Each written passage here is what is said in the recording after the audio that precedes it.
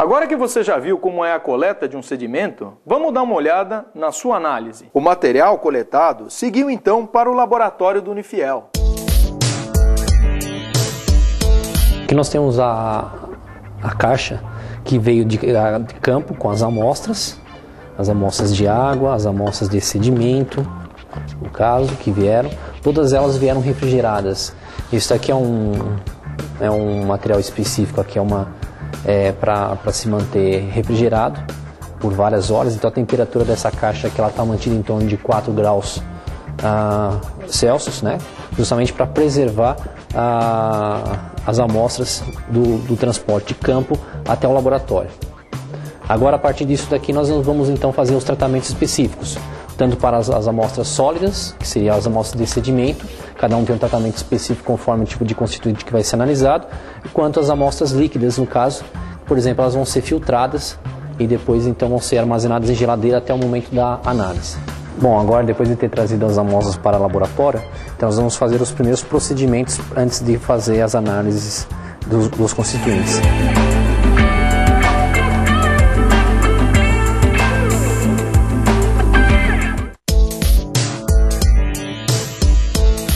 A granulometria é uma análise física. Conforme o tamanho dos grãos, se maior ou menor, haverá mais absorção de poluentes em sua superfície. Caso essa fração aqui que foi coletada para fazer a granulometria, ou mesmo até a parte de nutrientes ou metais, a gente vai colocar ela para secar em estufa. Então nós vamos transferir esse material de sedimento para o becker e vamos colocar numa estufa de ar forçado até que ela seque completamente.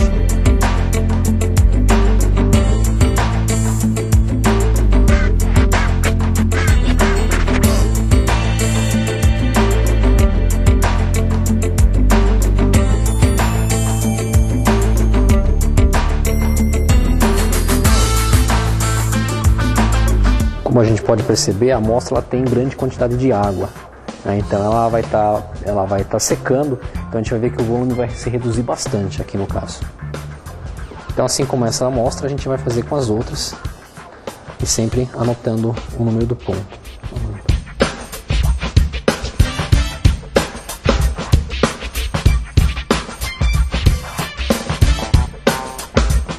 A análise dos metais pesados ela é muito importante porque a partir de algumas concentrações eles são bastante tóxicos ao homem, então pode desencadear problemas no sistema nervoso ou em órgãos, né? Causando em muitos casos problemas sérios.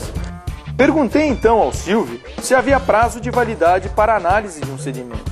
Não, esse sedimento depois de seco, desde que ele é bem armazenado, a gente pode analisar ele um tempo longo, até anos. Então desde que ele fique perfeitamente armazenado, seco, em lugar sem umidade e tudo mais, então ele pode ser guardado durante um bom tempo. Pela análise dos compostos orgânicos, pode-se verificar a presença de pesticidas e também de hidrocarbonetos policíclicos aromáticos, alguns cancerígenos. Então agora a Loredane vai estar fazendo a outra amostra, que no caso é para análise de compostos orgânicos. Então ela vai estar transferindo esse sedimento para uma placa de Petri, no qual ele vai ficar em secagem em capela, né? Ele vai ficar coberto com uma folha de papel alumínio para evitar contaminação, né? Com o ar do laboratório, a capela vai ficar ligada. Isso demora em torno aí de uns 10, 15 dias para estar secando esse material. Agora a gente vai demonstrar como que é feita a extração do sulfeto. A aparelhagem que é utilizada para essa extração do sulfeto da amostra coletada.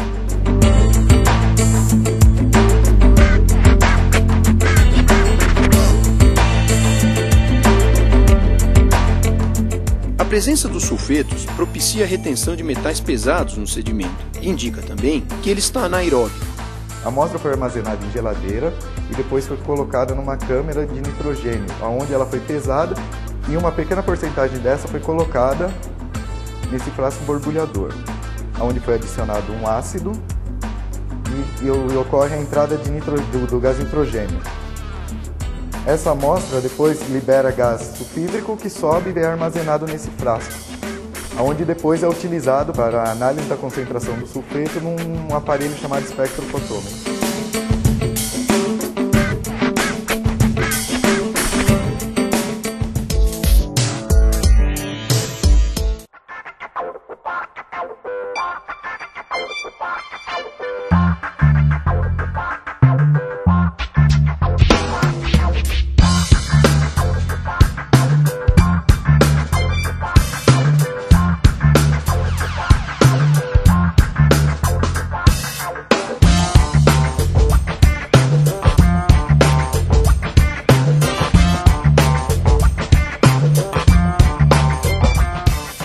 Para avaliação adequada e completa de um ecossistema aquático, apenas a análise da água de superfície não é o bastante, sendo que os sedimentos, a análise dos sedimentos é bastante importante para uma avaliação mais completa dos ecossistemas.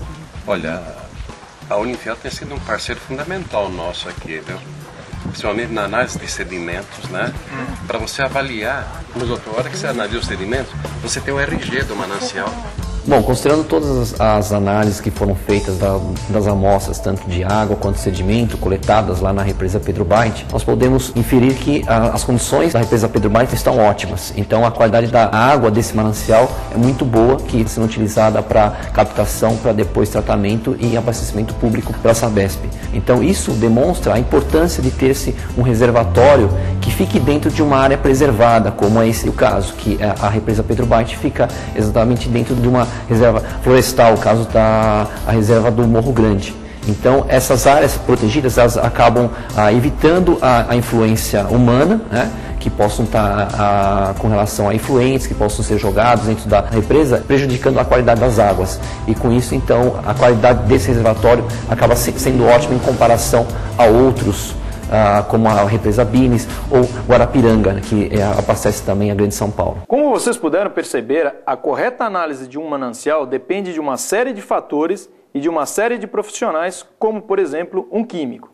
Se você tem interesse em conhecer o dia a dia de outro profissional ligado ao meio ambiente, mande suas sugestões para nós. O nosso e-mail você já sabe, contato@sanmeioambiente.com.br. Inclusive, nós aproveitamos para agradecer a série de e-mails que nós temos recebido. E continuem mandando. E até o próximo programa.